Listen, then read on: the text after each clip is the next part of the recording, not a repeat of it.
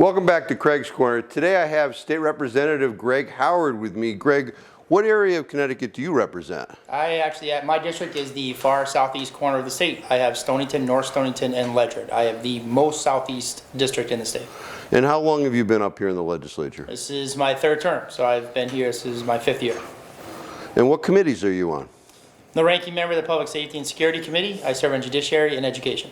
What does that mean by ranking? What does that mean to you, ranking member? I'm basically the lead Republican on the committee. So myself and the chairs of the committee, which are the lead Democrats, kind of meet in screening. We decide what bills we're going to talk about, and generally kind of represent our individual caucuses or our respective parties in the committee. And of your three committees, do you have one that you appreciate most or that you like the best? I think Judiciary is the most challenging. We tend to tackle the most difficult topics in Judiciary. They're very complex issues. A lot of lawyers on Judiciary. I think the makeup of the committee is sort of the more analytical folks up in the legislature, so I think that one's the most challenging. Public safety is very fun. It's much more bipartisan.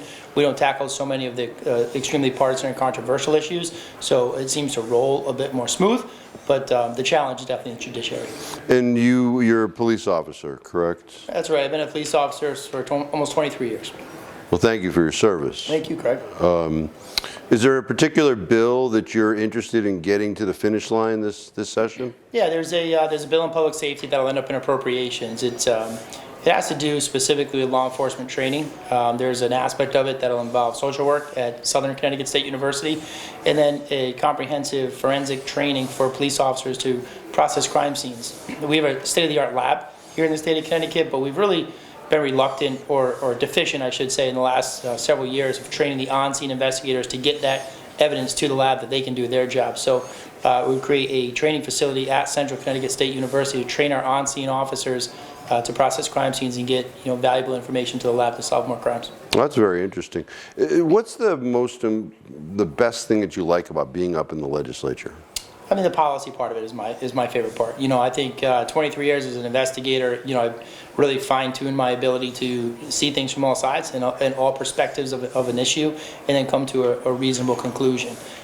So that's probably my most fun part, and then taking that work and then being able to deliver it to some of my colleagues in a palatable way for them that they can understand and try to take in everybody's aspect to get ultimately to the best policy with the people of the state. And up here in Hartford, we try to get to the truth. I heard a rumor. I just want to ask you about that. You met your wife on an ambulance call. Yeah, that's correct. My wife Shane and I have been married for be 17 years this summer. We had two beautiful boys, but it is true. Yeah, she was the EMT. I was a patrolman when I first met her back in 2006 or 2007.